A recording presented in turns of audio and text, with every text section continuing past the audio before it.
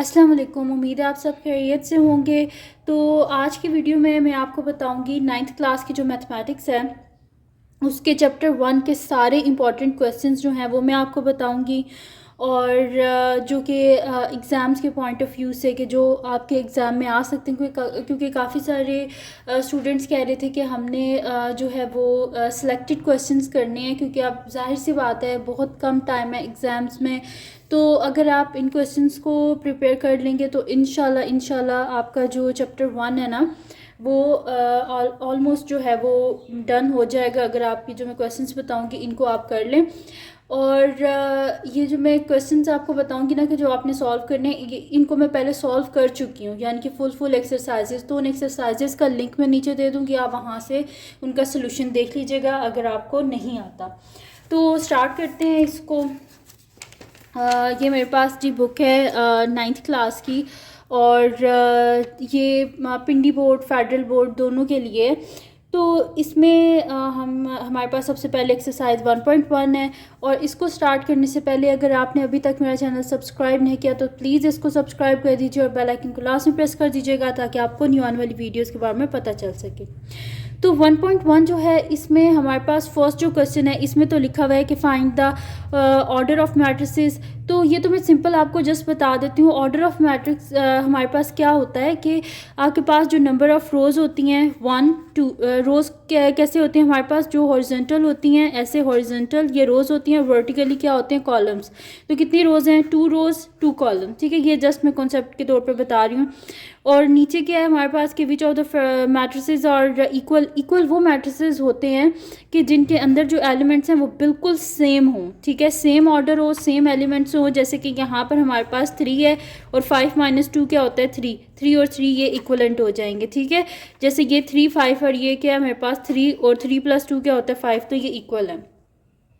ये तो जस्ट मैं आपको बता रही थी, ये कोई इंपॉर्टेंट नहीं है। बीच में क्वेश्चन इंपॉर्टेंट इसमें सिर्फ एक ही क्वेश्चन है, ये थर्ड वाला, तो आप इसको मार्क कर लें कि find the values of unknown. अब इसमें दरमियान में देखिए यहाँ पे क्या है, इक्वल का साइन है। इक्वल का साइन है, इसका क्या मतलब है कि ये दोनों मैट्रिसेस आपस में क्या है, इक्वल हैं। ये दोनों इक्वल है, यानी कि हम इनको इक्वल रख के सॉल्व करेंगे। a + c को इक्वल रखेंगे 0 के, a + 2b को इक्वल रखेंगे -7 के, c - 1 को इक्वल रखेंगे 3 के, और 4d - 6 को इक्वल रखेंगे 2d के। और इस तरह हम क्या कर लेंगे, इक्वेशंस को सॉल्व कर लेंगे। ये पहले मैंने करवाया हुआ है, तो मैं इन क्वेश्चंस का जो लिंक है ना वो मैं डिस्क्रिप्शन में दे दूँगी, आप वहाँ से देख लीजिएगा अगर आपको कोई कन्फ्यूजन है इनमें। अब आते हैं हम एक्सरसाइज 1.2 की तरफ। तो एक्सरसाइज 1.2 में फ़र्स्ट जो हमारे पास है इसमें ये हमसे पूछ रहे हैं फर्स्ट और सेकंड क्वेश्चन में कि आप आइडेंटिफाई करें कि ये कौन से मैट्रिसेस हैं। तो ये जो है ना टाइप्स ऑफ मैट्रिसेस, ये मैं पहले करवा चुकी हूँ, इसका लिंक भी मैं डिस्क्रिप्शन में दे दूँगी, आप वहाँ से देख लीजिएगा कि टाइप्स ऑफ मैट्रिसेस कौन सी हैं। तो उसके बाद हमारे पास है कि हमने आइडेंटिफाई करना है कि कौन से स्केलर और डायगोनल मैट्रिसेस हैं, तो ये भी मैं पहले बता चुकी हूँ। और वैसे सिंपल सी एक बात है कि डायगोनल मैट्रिसेस वो होते हैं कि जिनकी डायगोनल में मतलब नॉन ज़ीरो ना हो, यानी कि कोई ना कोई हमारे पास एलिमेंट लिखा हो। और स्केलर वो होते हैं कि डायगोनल में एलिमेंट होना चाहिए लेकिन सेम होना चाहिए, ठीक है। तो ये डिफरेंस होता है डायगोनल और स्केलर का। वैसे ये मैं पहले भी बता चुकी हूँ, मैं वीडियो नीचे जो है डिस्क्रिप्शन में उसका लिंक दे दूँगी। उसके बाद नेगेटिव ऑफ मैट्रिसेस हैं, ये जस्ट आपके लिए अगर आप करना भी चाहें तो ये आपके लिए, ये जो एक्सरसाइज 1.2 है ये आपके लिए जस्ट MCQs के लिए, बाकी क्वेश्चन इसका कोई आपके पास पेपर में नहीं आ सकता। उसके बाद ये टाइप्स ही हैं। उसके बाद प्रॉपर्टीज़ हैं कुछ, तो प्रॉपर्टीज़ वाली जो वीडियो है वो भी मैंने पहले बनाई हुई है, उसका लिंक भी मैं डिस्क्रिप्शन में दे दूँगी, जस्ट वो कॉन्सेप्ट के लिए अगर आप देखना चाहें। और इस एक्सरसाइज में अगर आप आएँ तो आपके पास कौन से क्वेश्चन कर, ये तो बाकी सारे सिंपल्स हैं। तो अगर पेपर के पॉइंट ऑफ व्यू से अगर आप कहें तो आपके पास जो आ सकता है वो क्वेश्चन ये वाला है, मतलब क्वेश्चन नंबर 5 जो है, क्वेश्चन नंबर 5 का जो आपके पास है ना 10th पार्ट, ये वाला एक इसमें से इम्पॉर्टेंट है। और इसमें से ना आप जो है ये 8 जो है ये कर लें, 8 और 10 कर लें। ये मैं इस वजह से कह रही हूँ आप ये कर लें 8 और 10, क्योंकि अगर आप जब ये कर लेंगे तो आप बाकी सारे पार्ट्स जो हैं वो भी आप इजीली सॉल्व कर सकते हैं, ठीक है। तो आपने एक्सरसाइज 1.3 में से जस्ट क्वेश्चन नंबर 5 का पार्ट नंबर 8 और 10 जो है इसको आपने प्रैक्टिस कर लेना है। उसके बाद आप आगे आ जाएं, हमारे पास जो क्वेश्चन नंबर ये आगे जो है ना इसके ये क्वेश्चंस ये बहुत इंपॉर्टेंट हैं। ये क्वेश्चन नंबर 6, 7 और 8, इसमें ये जो है ना आपके पास सिमेट्रिक और स्क्यू सिमेट्रिक। अच्छा, इसमें बहुत स्टूडेंट्स कंफ्यूज होते हैं सिमेट्रिक और स्क्यू सिमेट्रिक में। सिंपल सी बात है कि सिमेट्रिक हमारे पास क्या होता है कि A transpose equals to A, and skew symmetric क्या होता है A transpose is equals to -a। ठीक है, तो ये डिफरेंस होता है। वैसे मैं स्क्यू सिमेट्रिक और सिमेट्रिक जो है इसकी भी एक सेपरेट वीडियो बना के मैं जल्दी अपलोड कर दूंगी ताकि आप लोगों के एग्ज़ाम से पहले आप लोगों को कोई मसला ना रहे। और क्वेश्चन नंबर 7 जो है इसमें भी वही करना है कि पहले 2 को इसको अंदर मल्टीप्लाई करना है, 3 को अंदर मल्टीप्लाई करना है, फिर इन दोनों को ऐड करना है। क्योंकि ये इक्वल मैट्रिसेस होंगे इस वजह से इन दोनों को इक्वल रख के अननोन की वैल्यूज़ को आप ईजिली फाइंड आउट कर सकते हैं। उसके बाद आपके पास है नेक्स्ट एक्सरसाइज में अगर आप आ जाएँ तो इसमें आपके पास है एक्सरसाइज 1.4। अच्छा, अब एक्सरसाइज 1.4 जो है इसमें आपके पास अगर आप इसमें मल्टीप्लाई वाले अगर आप क्वेश्चंस करना चाहते हैं तो इसमें आपने क्या करना है, मल्टीप्लाई द फॉलोइंग मैट्रिसेस में इसमें आपने पार्ट नंबर डी को लाजमी तौर पे आपने करना है, क्योंकि जहाँ पे फ्रैक्शन आ जाती है स्टूडेंट्स कंफ्यूज हो जाते हैं, इसलिए आपने इस पार्ट की प्रैक्टिस करनी है। और इसके अलावा इसका जो क्वेश्चन नंबर 2 है जिसमें हमारे पास लिखा हुआ है कि मल्टीप्लिकेशन अगर पॉसिबल है तो आप कर सकें। अच्छा, मल्टीप्लिकेशन पॉसिबल कब होती है? मल्टीप्लिकेशन पॉसिबल तब होती है जैसे हमारे पास जो गिवन मैट्रिसेस होते हैं वो किस तरह गिवन होते हैं कि फर्स्ट जो हमारे पास मैट्रिक्स होता है उसकी रोज़ इनटू कॉलम, फिर दूसरा जैसे इसकी कितनी है हमारे पास 2 रोज़ हैं और 2 कॉलम है, यानी कि इसका ऑर्डर क्या है 2 क्रॉस 2, और इसका ऑर्डर क्या है हमारे पास 2 रोज़ 1 कॉलम। ठीक है, तो हमारे पास यहाँ पे यानी कि इस हिसाब से हमारे पास इसका मैं यहाँ पे आपको शीट पे लिख के भी दिखा देती हूँ कि अगर मैं इसको करूँ यहाँ पर तो मेरे पास जो फर्स्ट है उसका मैंने आपको क्या बताया था, मेरे पास उसका ऑर्डर है 2 क्रॉस 2, ये ए जो मैट्रिक्स है उसका, और जो बी है उसका क्या है हमारे पास 2 रोज़ 1 कॉलम। ठीक है, तो ये क्या है मेरे पास 2 क्रॉस 1, ये मेरे पास रोज़, ये कॉलम, ये रोज़ और ये कॉलम। अगर फर्स्ट मैट्रिक्स की कॉलम और सेकंड मैट्रिक्स की रो अगर ये दोनों इक्वल हों इसका मतलब है कि हम मल्टीप्लाई कर सकते हैं, यानी कि ए क्रॉस बी हमारे पास क्या है पॉसिबल है।